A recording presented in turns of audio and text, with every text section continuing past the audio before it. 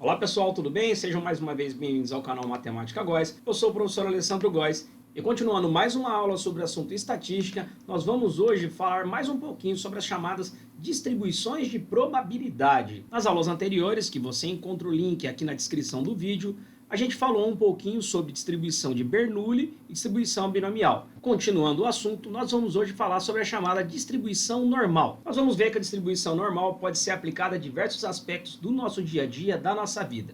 Espero que vocês aproveitem. Vamos lá?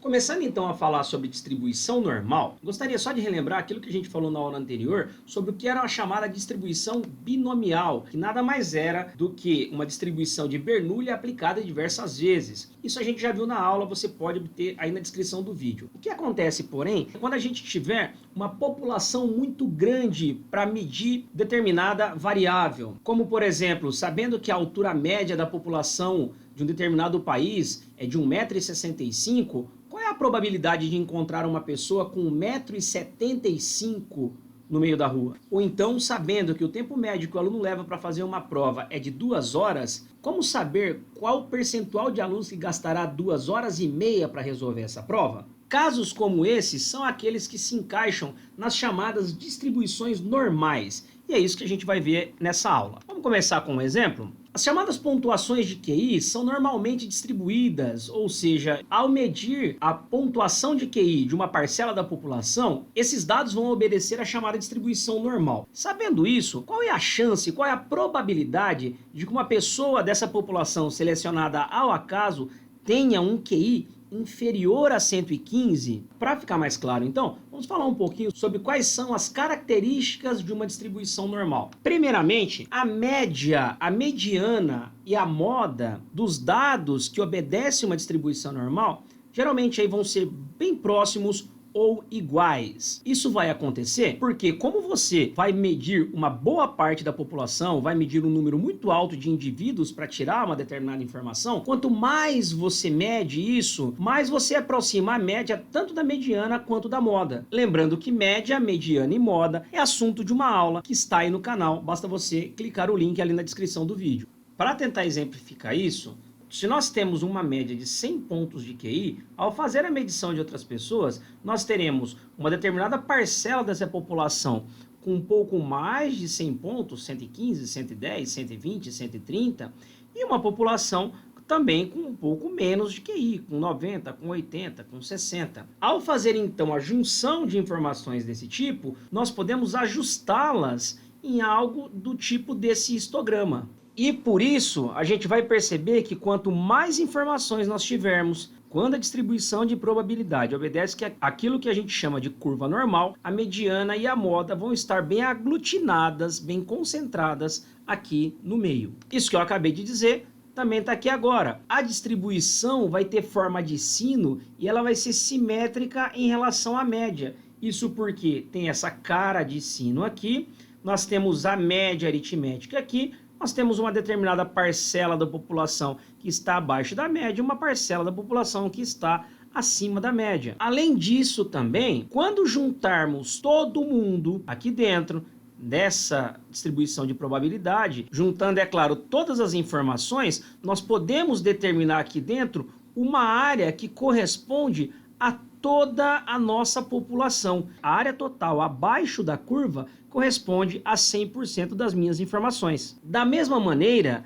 as médias e os desvios padrões aí vão estar ligados da seguinte maneira: nós podemos ter curvas com médias diferentes, porém com o mesmo desvio padrão. E o que aconteceria nesse caso? Nesse primeiro exemplo aqui, eu tenho uma curva onde a média vale 11, eu não estou falando aqui do que se trata, e eu tenho um determinado desvio padrão, que vai me apresentar informações maiores que 11 e menores que 11. Eu também posso ter uma média na casa de 15,5, porém, como o desvio padrão dessa distribuição é o mesmo que essa, ela se comporta com a mesma velocidade, tanto para aumento quanto para diminuição. Porém, se eu tiver casos onde as médias são diferentes e os desvios padrões aí também são diferentes, nós vamos ter o seguinte: nesse primeiro caso, a média é 10 e o desvio padrão tem essa cara aqui, ou seja, ele distancia da média nessa velocidade.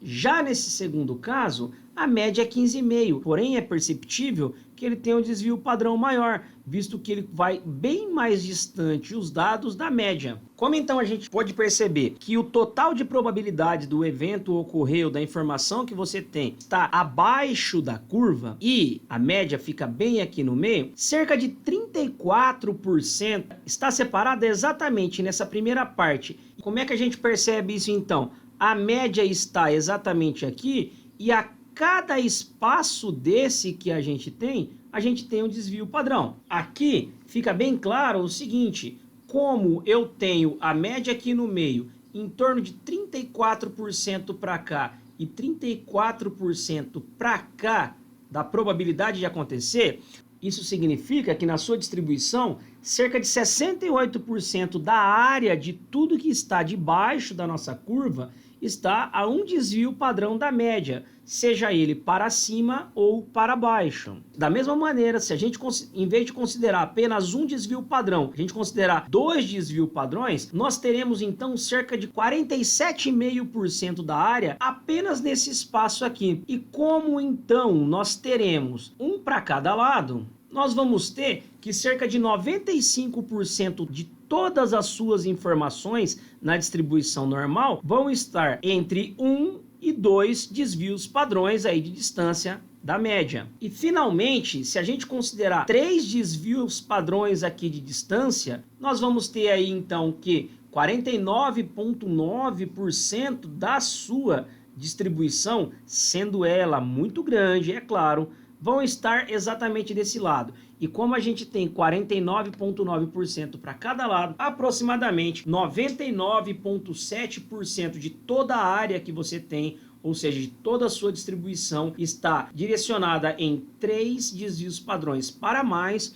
ou para menos. Para que isso fique bem mais claro, vamos pegar aqui 2 exemplos. A duração de um certo tipo de pneu em quilômetros rodados, ela é uma variável normal com duração média de 60 mil quilômetros e desvio padrão de 10 mil. Sabendo essas informações então, qual é a probabilidade de um pneu durar mais de 70 mil quilômetros? E, além disso, qual é a chance dele durar no máximo 30 mil quilômetros? Vamos ver um outro exemplo? Consideremos um teste de inteligência aplicado a um grupo de 1.000 alunos de uma escola de ensino superior. Se a média obtida foi de 32 pontos, com um desvio padrão de 4 pontos, a pergunta é: quantos alunos alcançariam notas superiores a 43, ou seja, bem acima da média?